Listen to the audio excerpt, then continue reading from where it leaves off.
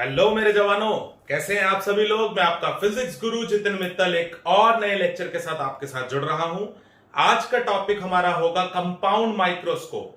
बच्चे problem face करते हैं इस टॉपिक में और बहुत इंपॉर्टेंट होता है एग्जामिनेशन पॉइंट ऑफ व्यू से कि डायग्राम को बनाना कैसे है और उसकी डेरिवेशन कैसी होगी एंगुलर मैग्निफिकेशन की, and then numericals on it. तो आज के लेक्चर में हम लोग कंपाउंड माइक्रोस्कोप के रे डायग्राम को बनाना सीखेंगे, उसकी मैग्नीफाइंग पावर की डेफिनेशन को समझेंगे एंड देन हम लोग डिराइव करेंगे उसकी मैग्नीफाइंग पावर को। तो आइए शुरू करते हैं।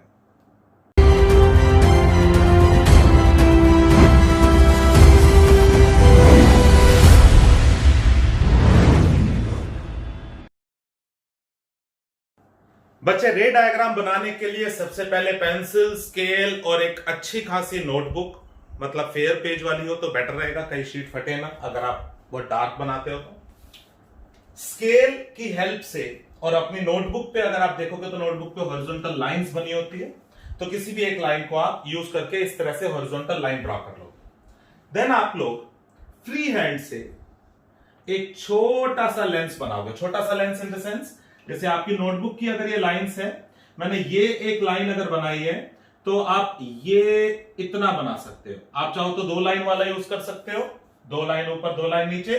सिमेट्रिक फिगर बनाने में लाइंस आपको काम करेगी, हेल्प करेगी। ओके, ना स्केल की हेल्प से इसके सेंटर से दोनों तरफ इक्वल मेजरमेंट के 2 पॉइंट्स ले लो। लेट्स से मैंने 1.5 सेंटीमीटर या 2 सेंटीमीटर पे, और इसको बोल दो एफ।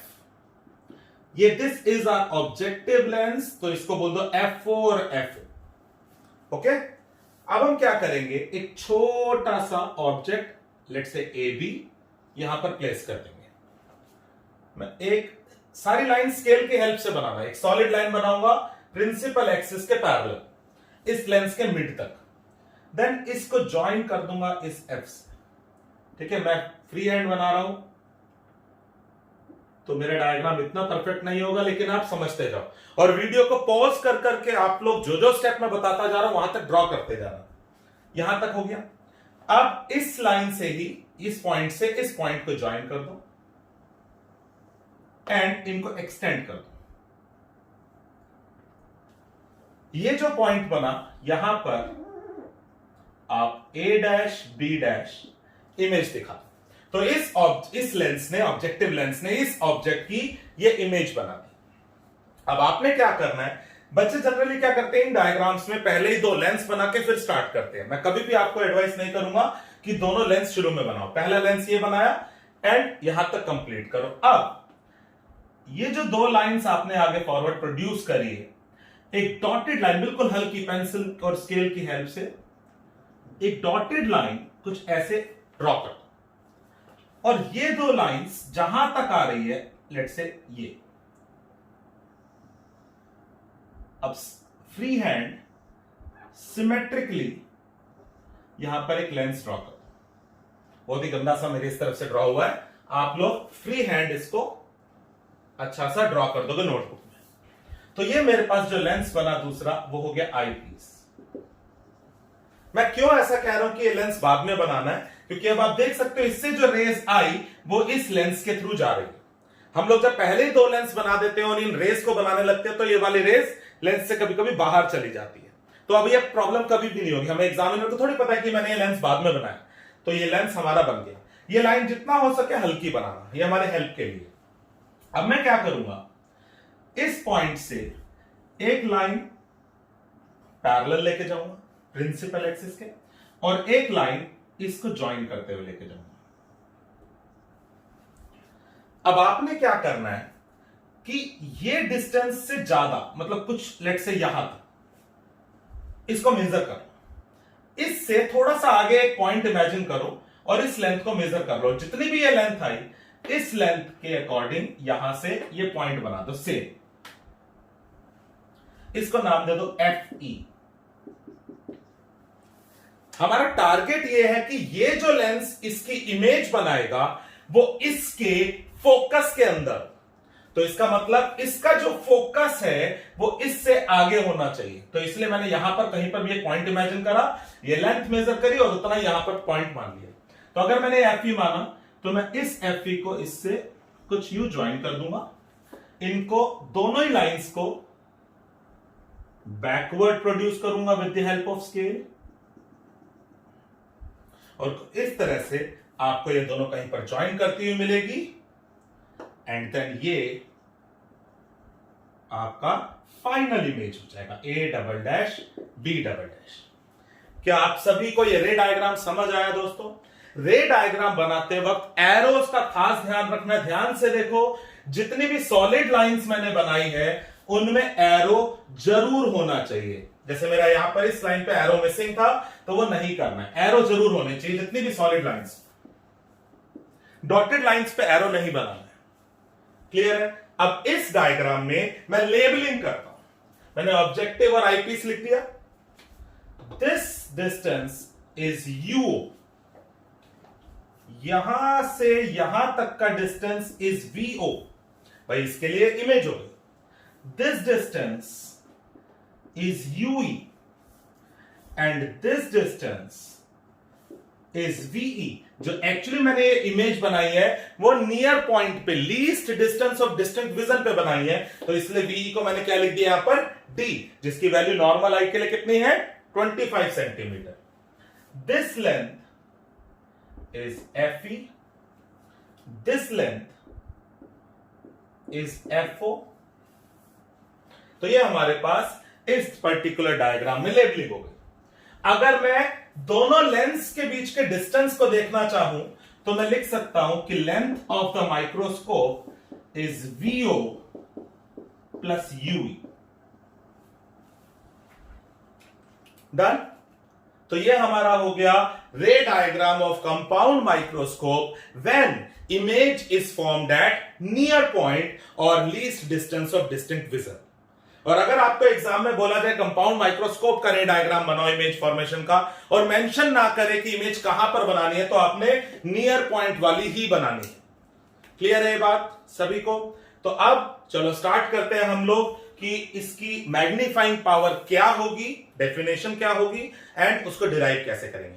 आइए शुरू करते हैं। क्या है दोस्तों मैग्नीफाइंग पावर एक microscope? Magnifying power of a microscope को मैं डिफाइन कर सकता हूं as the ratio of the angle subtended by the image on the eye. Final image is this, हम यहां से व्यू कर रहे हैं। जो फाइनल इमेज बनी वो हमारी आई पर क्या एंगल सबटेंड कर रही है, उसका रेशियो किससे?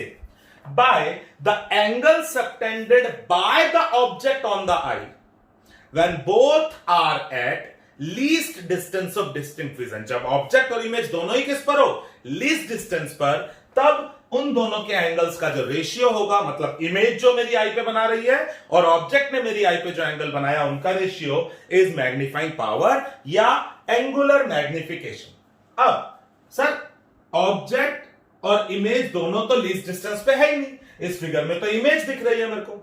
मैं ये कह रहा हूं अगर मान लो मैं इस माइक्रोस्कोप के बिना इसी ऑब्जेक्ट को लीस्ट डिस्टेंस पर अपनी आंखों से देखता, तो ये मेरी आई पर कुछ एंगल जरूर सबटेंड कर रही होती। उस एंगल को मैंने नाम दे दिया alpha. Let's say this AB, let's say I को बोल देता हूं E। समझ आया दोस्तों मैं क्या कहना चाह रहा हूं? कि अगेन मैं डिफाइन कर रहा हूं, magnifying power of a compound microscope is defined as the angle subtended by the image on the eye to the angle subtended by the object on the eye when both are at least distance of distinct vision. जब दोनों ही D पर हो, तो ये confusion दूर है कि दोनों ही डी पर हो। ऑब्जेक्ट डी पर सोचना है, माइक्रोस्कोप के बिना अगर मैं उसे देख रहा होता नियर पॉइंट पे, तो वो मेरी आई पे क्या एंगल बना रही होती, दैट इज अल्फा। अब मैं माइक्रोस्कोप की हेल्प से इमेज को नियर पॉइंट पे देख रहा हूं, तो वो इमेज मेरी आई पे क्या एंगल सबटेंड कर रही है। तो we need to derive an expression for this now. तो डेफिनेशन क्लियर है, तो चलिए आइए डेरिवेशन करते हैं। इन दिस फिगर मैं बीटा को लिख सकता हूं a double dash b double dash upon b double dash से लेकर ये point, let's say this is C2, this is C1, b double dash C2। Beta clear है? tan theta is perpendicular upon base. Alpha के लिए मैं क्या लिख सकता हूं दोस्तों? AB upon BE। क्योंकि ये दोनों ही D है तो कैंसिल नहीं हो जाएंगे। ध्यान से देखो, BE भी D है, B डबल डैश C2 भी D है। Can I right is A double dash B double dash upon AB। अगर मैं यहां पर A डैश B डैश से मल्टीप्लाई और डिवाइड कर दूं तो देखते हैं ध्यान से, ये मेरे पास कुछ ऐसा बनता हुआ दिख रहा है। ध्यान से इस स्टेप को देखो, क्या ये पहले वाले लेंस की इमेज अपॉन ऑब्जेक्ट है कि नहीं? तो मतलब ये पहले वाले लेंस का M हो गया, यानी MO। एंड ध्यान से देखो तो ये दूसरे वाले लेंस का इमेज अपॉन ऑब्जेक्ट है।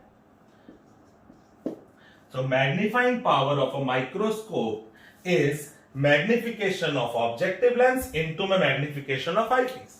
तो मैं MO और ME दोनों की वैल्यूज निकालूंगा, यहां पर पुट कर दूंगा, मेरे पास रिजल्ट आ जाएगा। चलो जी करते हैं आगे। MO क्या होगा भाई? M का फॉर्मूला एक कॉन्वेक्स लेंस या एक लेंस के लिए होता है V by U।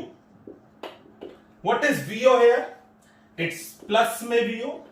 What is UO here? It's minus में UO। Now I am putting the values, तो मैं साइन कन्वेंशंस का इस्तेमाल कर रहा हूं, तो it's minus VO by UO। What is ME? ME should be V by U। What is VE? VE is ये रहा minus D। And what is UE? UE तो UE ही है, लेकिन माइनस में तो ये D by UE आ गया। अगर मैं इस लेंस के लिए लेंस फॉर्मूला इस्तेमाल करूं, यहां करते चलो, 1 by V minus 1 by U equal to 1 by F। तो मेरे पास आ जाना चाहिए V की जगह माइनस D, UE की जगह माइनस UE, FE। तो 1 बाय UE की वैल्यू मेरे पास क्या आ जाएगी? It's 1 by D plus 1 by FE। और मेरे को D बाय UE अगर चाहिए, मैं पूरे को अगर D से मल्टीप्लाई कर दूं तो D by UE comes out to be 1 plus D by FE। और यही D बाय UE मेरा किसके इक्वल था? ME। तो मेरे पास MO आ गया, ME आ गया। अब मैं MO इंटू ME में अगर ये पुट कर दूं, MO की value is minus VO by UO and ME की जगह 1 plus D by FE। This is the formula for magnifying power of a compound microscope when image is formed at near point। समझ आया दोस्तों? पक्का सभी को clear है? तो ये एक इंपॉर्टेंट डेरिवेशन आज के लेक्चर में हमने डिस्कस करी। एक नेक्स्ट लेक्चर करेंगे जिसमें हम लोग कंपाउंड माइक्रोस्कोप की नियर पॉइंट वाली इमेज करके देखेंगे। ओके, चलो, love you all. Subscribe, like, share जो करना है वो कर देना।